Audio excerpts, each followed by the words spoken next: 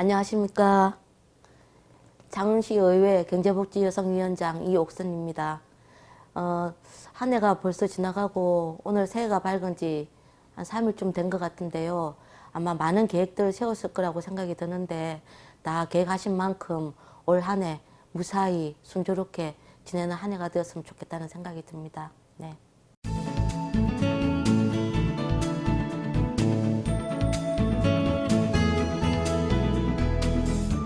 16년을 한번 되돌아보고 혹시 후회되시는 거나 아니면 좀 아쉬운 점이 있으시다면 어떠한 점이 있으신지. 뭐 여러 가지 생각이 들긴 하는데요. 두 가지 정도 말씀을 드릴 수 있을 것 같습니다. 첫째는 가포고등학교 문제인데요. 그러니까 가포신항에 공장 유치들을 하면서 보다 좀 학생들의 학습권이라든지 또 주민들의 어떤 주거 환경을 좀 보존할 수 있는 그런 공장을 유치를 해야 됐음에도 불구하고 금속 가공업체가 들어섬으로써 일어난 소음 분진 이런 문제들이 학생들에게는 학습권 침해 또 그 일대에 살고 계시는 주민들에게는 환경에 대한 생활 환경에 대한 여러 가지 좀 불편함을 가져오는 문제가 그 문제가 이제 주민들이나 학생들의 어떤 요구로 제기가 됐음에도 불구하고 아직까지 해결이 되고 있지 못한 그것이 이제 큰 제 숙제고 아쉬움으로 남는 부분이고요. 또 하나는 저희 지역구 심화산 일대에 부영 아파트를 비롯해서 상당히 많은 아파트 단지, 그러니까 재개발, 재건축, 그 다음에 새로운 신주거들이 들어서고 있습니다. 근데 이 문제가 새로운 뭐 주거 환경을 만들어내고 새로운 아파트들이 들어서는 부분이 과연 좋게만 할 것인가라는 생각이 좀 들게 만드는 것이 법에만 위배되지 않으면 모든 건축 허가가 날 수밖에 없는 환경 속에서는 사실은 주거가 들어섬으로 인해서 주변 일대에 많은 주민들이 초래될 수 있는 불편함 이런 것들이 많이 있습니다. 도로 환경이나 교통 문제 이런 것들이 같이 검토되지 않은 상태에서 무조건적으로 뭐 대규모의 어떤 아파트 단지라든지 재개발 재건축이 이루어지는 부분에 있어서는 상당히 많은 문제들이 있기 때문에 물론 이거는 법적인 개선이 필요한 부분이긴 한데요. 이거에 대한 우리 지방 의원들도 고민을 좀 해야 될 내용이지 않을까라고 생각을 했습니다. 그래서 그런 부분들을 어떻게 좀 해결할지 하나의 고민거리가 남아있는 지점이 있습니다. 반대로 되돌아봤을 때 혹시 이러한 부분은 정말 2017년에 가장 기억에 남는다라고 하시는 부분도 있으신가요? 제가 기억에 남는다면 가장 최근의 것만 좀 말씀을 드릴게요. GM 대우 비정규직 노동자들이 사실은 한 해가 바뀌는 시점에서 300여 명이 해고가 되는 시점이 있었습니다. 근데 마침 저희 의원님들과 또 지역의 또 국회의원들 같이 힘을 합쳐서 우리 지역의 일자리를 좀 보장해야 되지 않느냐. 그리고 특히 비정규직들의 어려움을 고려를 할 때 당장에 해고를 한다는 것은 거의 이거는 살인과 마찬가지가 아닌가라는 판단 하에 저희들이 방문도 하고 그다음에 또 그 같이 기자회견도 하고 뭐 이런 활동을 했었습니다. 그 결과인지는 모르겠으나 어쨌든 연말에 아주 기쁘게 그 비정규직 해고 소식이 철회가 됨으로 인해서 한 300여 명의 우리 비정규직 노동자들과 가족으로 친다면 한 1000여 명의 어떤 생계가 보장된 부분들이 그나마 저희들에게는 연말에 기쁜 소식이 아니었는가라고 생각을 해봅니다. 님께서 계속해서 이렇게 관심을 가지시던 그 서성동 재창출과 관련해서 질문을 드리도록 하겠습니다. 지금 대한민국의 성매매 근절 특별방지법이 시행된 지도 거의 13년째 접어들고 있는데 창원에는 아직 그 도심 한가운데 재청촌이 있습니다. 이에 대해서 어떻게 보고 계시나요?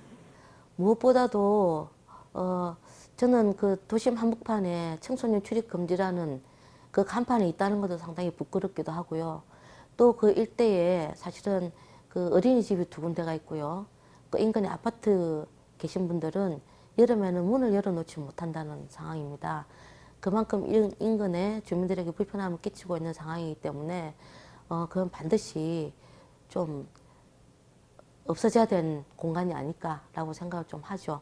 그래서 어쨌든 대책을 마련해야 된다고 생각을 했고 그 시민단체들과 특히 여성단체들을 중심으로 해서 몇 년 동안 지금 계속 활동을 해왔었고요. 또 TF팀이 작년 같은 경우 여가부에서 전국적인 어떤 지지 사항으로 인해서 해당 지역에는 TF팀을 꾸려서 대책을 마련하라. 뭐 이런 조치도 있었기 때문에 실질적으로 몇 차례 지금 회의가 있었던 걸로 알고 있습니다. 근데 아직까지 뚜렷한 해답이 나오고 있지 않기 때문에 상당히 주민들이나 저나 또 대책위원들이나 상당히 좀 답답해하고 있는 상황이죠. 그럼 지금 그 집창촌의 업소 현황은 어떻게?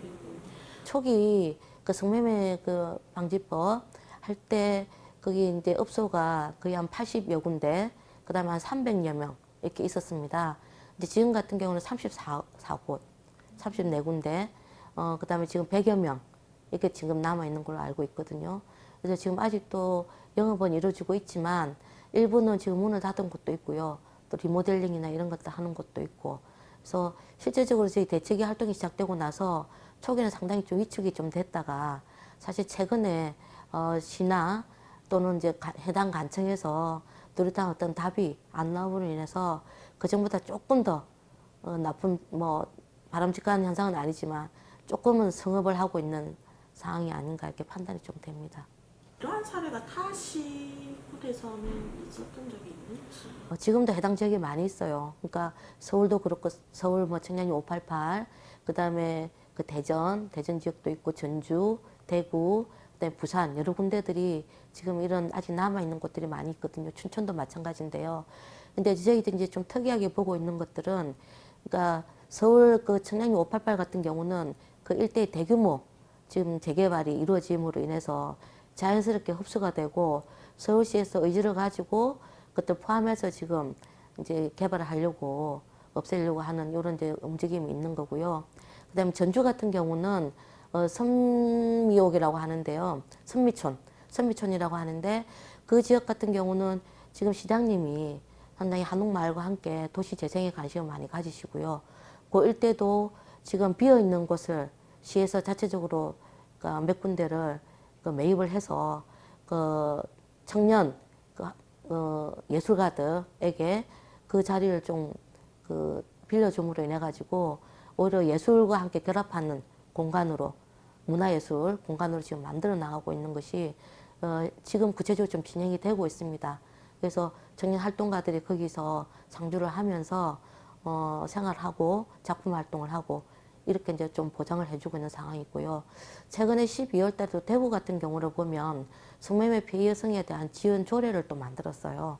그래서 거기도 지금 남아있는 부분이 아직 이제 지역적으로는 해결이 안 되고 있지만 이제 뭔가 외부에서 이런 것들 지원함으로 인해서 예를 들면 그런 거죠. 성매매 업소에 있는 업소를 없애면 안 된다고 논리 중에 하나가 그게 생계권을 보장해야 된다는 논리가 하나 있습니다. 근데 그런 부분에서 다른 대체로 생계 지원금이라든지 그다음에 뭐 이사 비용이라든지 그다음에 직업 훈련비라든지 이런 것들을 조례해서 지원을 하도록 만듦으로 인해서 이분들이 탈성매매 해서 자립할 수 있는 지원을 하도록 조례를 최근에 만들었거든요. 바로 이런 것들은 저희들이 이제 눈여겨봐야 될 지역들이 아닐까 생각을 합니다. 집장촌이 없어지면 또 일부에서는 그 집장촌이 없어졌을 경우 뭐 성범죄가 더 많이 네. 일어날 수가 있다라는 네. 우려의 목소리가 나오고 있는데 그런 부분에 그렇죠. 대해서는 어떻게 보시나요? 그것과 관련해서는 아주 명쾌하게 정리된 내용이 있는데요. 그 민주사유리라는 변호사회 여성인권위원회에서 토론회를 하고 마지막에 정리를 했던 내용이 있습니다. 그게 뭐냐면 예를 들면 금방 그러니까 성범죄가 성매매 업소를 없애질 경우에 오히려 늘어날 게 아니냐. 그래서 그러니까 불가피하게 이 업소가 유지가 돼야 된다라고 주장을 하는 논리에 대해서 그렇다면 사기, 강간, 그다음에 뭐 폭력 이런 범죄들이 유사일에 계속되어 왔는데 그런 부분들도 그러면 합법화하란 말이냐 이렇게 반론을 제기하는 부분들이 있습니다. 그 말을 되짚어 볼 때 그런 것들이 없어지자는 건 마땅한데 그것들을 합법화시킨다고 범죄가 없어진다는 것은 말이 안 된다는 내용이죠. 예.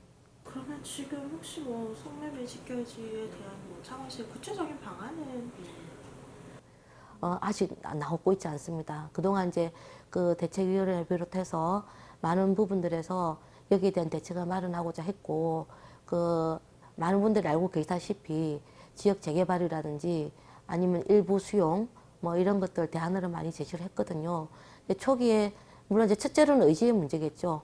가장 이제 의지가 있든지 조금이라도 그러니까 시도할 수 있는 것들이 될 텐데 사실 이제 의지 부족도 한편에 있겠지만 또 하나 가장 크게는 또 예산의 문제가 있겠죠. 그래서 저희들이 도시계획과에서 그전에 이 부분 재개발과 관련해서 해봤을 때 거의 한 300억에서 500억 정도 규모의 개발 비용이 들기 때문에 시 자체적으로 하기는 힘들다. 그렇다면 민간개발업자를 유치를 하는 게 어떻겠냐. 민간개발업자를 유치할 계획까지 가지고 한두 군데 접촉을 했던 적도 있었는데 선뜻 나서는 데가 없었죠. 왜냐하면 이제 영업 비용에는 나중에 보상 문제가 사실은 큰 문제로 좀 대두될 수 있기 때문에 아마 쉽게 그 부분들을 엄두를 못 낸 게 아닌가라는 판단이 좀 들긴 하는데요. 그래서 그런 부분들과 맞물리다 보니까 실제 이제 추진이 좀 더딘 부분들이 있습니다. 더디고 있고 최근에는 어쨌든 그래도 우리 담당 부서에서 다른 지역에 있던 사례라든지 현장 방문을 통해서 실질적으로 해결 방안들은 찾아 나오고 있는 상황이고요. 그 찾으면서 저희들이 제시했던 것도 이제 전주 사례나 이런 것들을 봤을 때 한두 군데라도 좀 매입을 해서 그 공간을 예를 들면 공원을 만든다든지 아니면 다른 공간으로 지역 주민들이 같이 쓸 수 있는 공동 어떤 공간으로 만드는 게 어떻겠는가라고 지금 제안을 하고 있는 상황인데요.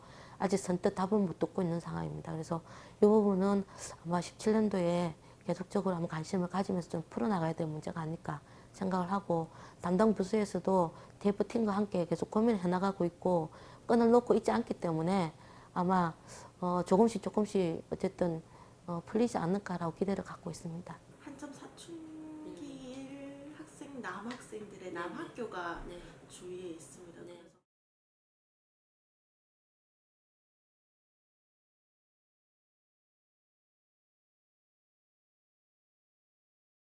저희들이 생각하는 것도 그 부분이거든요. 인근에 그 학교들이 많고 초등학교, 유치원까지 있는 상황이고 오히려 이제 그쪽을 피해 다니면은 그 어린 학생들이 빙빙 돌려서 학교를 가야 되는 상황이고 유치원도 바로 그게 지나야 되는 상황이고 정말 그 주변 환경이 아이들이 어떤 성장 과정에 별로 좋지 못하다고 생각을 합니다. 그래서 해결돼야 될 문제라고 더욱 절실하게 느끼고 있는 거죠. 언제쯤 해결되실까요? 글쎄요. 근데 언제쯤이라고 참 딱 꼬집어서 말씀드렸으면 좋을 것 같은데 어쨌든 말씀드렸던 것처럼 한두 채라도 지금 빈 공간들이 생겨나고 있기 때문에 그 영업에 대해서 포기를 하거나 또는 다른 공간으로 전환이 가능한 부분들은 전주예처럼 저희들도 좀 매입을 하거나 어떤 공동 공간으로 좀 만들어서 그런 부분들을 이제 지역적인 분위기나 환경을 서서히 바꿔 나간다면 저는 바뀌는 건 한순간에 바뀔 수 있다고 봐요.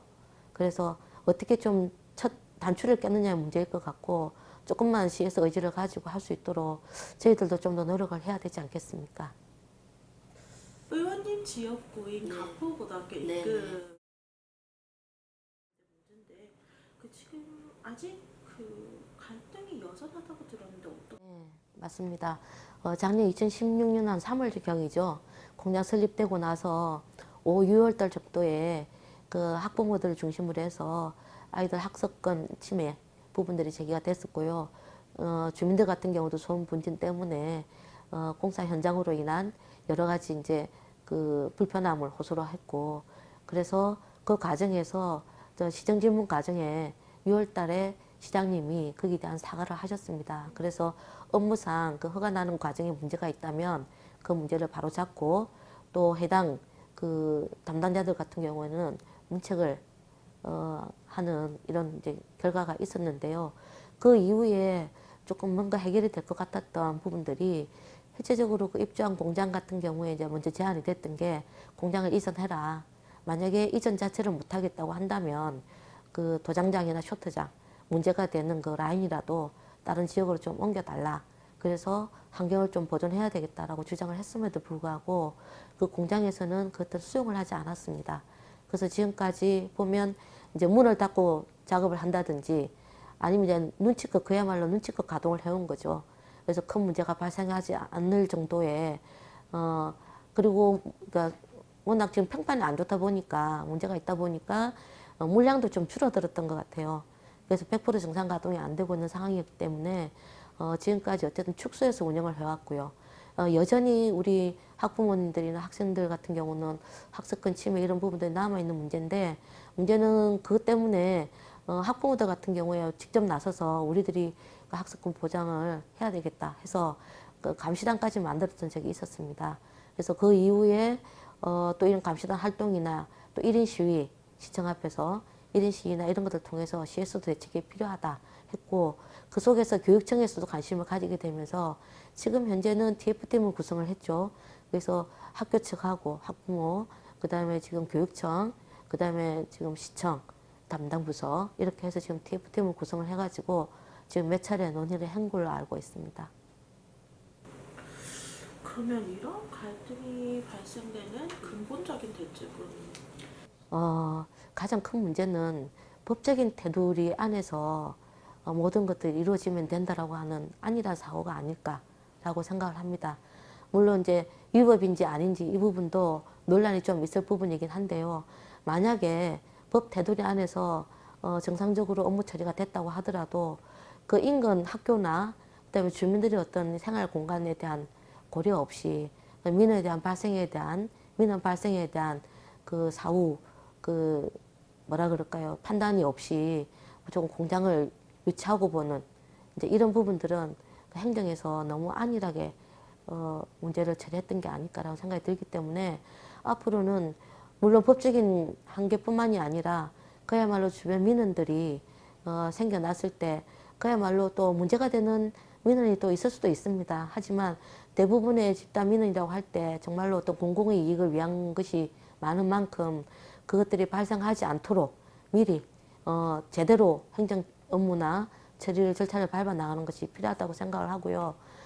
그러기 위해서는 그야말로 소신 있게 업무 처리를 할 수 있도록 단체장이나 또는 위에 실국장님들이 또 뒷받침을 해주는 노력들이 또 있어야 될 것 같고요. 그 다음에 또 하나는 그 지역에서 민도 여론이나 이런 것들을 하는 시의원들도 보다 객관적이고 합리적인 판단을 해야 되겠죠. 학교 측의 반응은 지금 갑보고 학교 측의 반응은 어떤 반응이에요? 그러니까 이제 처음 이 문제 생기고 나서 세 가지 이제 대안이 지금까지 몇 차례 수차례 이제 일주일에 한 번씩 내지는 조금 이제 건너뛰어서 2, 3주에 한 번씩 회의를 해왔는데요. 세 가지 방안이 나왔어요. 하나는 공장 이전, 그 다음에 도장 쇼트장 이전, 세 번째는 학교 이전까지 지금 얘기가 나와 있거든요. 그래서 어쨌든 그 이제 세 가지 중에 뭔가 답을 가져와야 된다라고 하는데, 사실은 이제 어느 한쪽도 지금까지 딱 이렇게 하자라고 말을 못하는 것이, 공장 이전이나 그다음에 그 쇼트장, 도장장 이전만 하더라도 일단 그 기업 측에서 먼저 수용이 돼야 되는 문제겠죠. 근데 처음에 500억 주면은 자기들 옮기겠다 이런 정도로 아주 얘기를 해왔기 때문에 그 500억을 다시 돌려주고 매각을 한다는 것이 쉽지 않은 상황이죠. 그래서 뭐 1억도 아니고 500억이나 드는 비용 이제 부담이 있다 보니까 문제가 됐었고, 도장장 쇼트장도 사실은 이전 계획을 따른 그 근처에 좀 더 학교와 거리가 있는 쪽으로 옮기려고 했는데 자기들 작업상의 불편함으로 인해서 그것도 수용이 좀 어렵다라고, 초기에는 고민을 좀 하는 것 같더니 어렵다라고 판단을 좀 내려버렸고요. 그래서 지금 이제 나오고 있는 거는 학교 이전 문제까지 얘기가 거론이 되고 있는데, 이 문제가 쉽지가 않은 것은 어쨌든 그 이전 비용이 또 필요한 거 아니겠습니까? 그죠? 부지 물색부터 신축 그 비용, 그 다음에 더 중요한 거는 지금 뭐 열심히 학습을 하고 있는 아이들이, 학생들이 어디로 이전하기까지 한다는 것도 문제겠지만 그 이전할 때까지 그 불편한 학습 환경에서 또 공부를 해야 되는 거 아니겠습니까? 특히나 우리나라처럼 그 고등학생들의 학습이 많은 학부모들과 아이들에게 인생에서 상당히 중요한 지점이라고 얘기하는 상황에서 2, 3년 동안, 신축 때까지 2, 3년 동안 그 학습권의 어떤 불편함을 감당할 것들이 과연 쉬울까라는 부분들이 좀 있기 때문에 이제 교육청이든 또 하나는 비용 문제에 있어서 행정이든 쉽게 이제 어떤 결론을 지금 못 내리고 있는 상황이죠. 하지만 어쨌든 간에 이것이 그냥 끌 문제는 아니고요. 어쨌든 매듭은 지어야 되겠죠. 그래서 최소 뭐 최대 어떤 뭐 효과는 최대의 어떤 결론은 아닐지라도 최소의 어떤 피해를 가져오는 그나마 좀 나은 결론을 좀 내려야 될 시점이 빠른 시일 내에 있어야 되지 않을까라고 생각을 하고 지금도 TF팀에서 협의를 해 나가고 있는 것이 바로 그런 문제들이라고 생각을 합니다. 그럼 의원님이 보셨을 때 가장 합리적인 방안은 어떤 방안이라고 보시나요? 가장 합리적이라고 생각을 한다면 이제 좀 나눠볼 수가 있을 텐데 바람직한 방향은 공장에 이전을 하는 게 가장 바람직하겠죠. 근데 이제 현실적인 문제는 거 볼 때 학교 이전까지도 좀 고려를 할 수 있지 않을까. 단 고민을 한다면 그 비용의 문제나 잠깐 말씀드렸던 지금 1, 2학년 그리고 신입생 이 친구들이 어떻게 그 학습권의 침해를 받지 않고 고등학교 수업을 뭐 받을 수 있을 것인지 이 문제에 대한 대안이 중요하지 않을까. 그래서 그 문제를 좀 고민을 해야 될 것 같습니다. 마지막으로 카메라를 보시고 시청자분들과 창원 시민분들께 새해 덕담 한 말씀과 마지막 마무리 인사 부탁드리겠습니다. 2016년도에는 해마다 좀 그럴 수는 있긴 하지만 특히나 안팎으로 상당히 좀 절망적이었던 시기가 아니었는가. 특히 이제 안으로는 가정 경제가 많이 위축되고 그래서 전부 다 서민 경제가 오히려 비등비에 올라앉는다라는 우려가 나올 정도로 어려웠고요. 또 하나 밖으로는 여러 가지 정치적인 현안 문제들이라든지 전국의 어떤 잘못된 이런 흐름들 때문에 여러 가지 아마 우리 서민들에게는 부담이 됐던 2016년도였던 것 같습니다. 근데 누가 그런 말을 했죠. 절망 속의 핀꽃이 더 아름답다. 그것처럼 이제 존 밀턴이라는 신라권 저자가 신라권을 짓기에 그 전에 시각장애인이 돼버렸어요.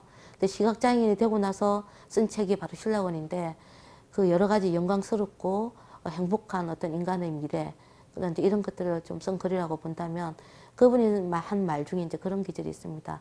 인간은 항상 선택의 기로에 있는데 희망의 선택을 할 때가 있고 절망의 선택을 할 때가 있다. 바로 우리에게 좀 던지고 싶은 화두가 아닐까 싶은데요. 올해 2017년도에는 그 희망의 선택을 할 수 있는 한 해가 되었으면 좋겠고요.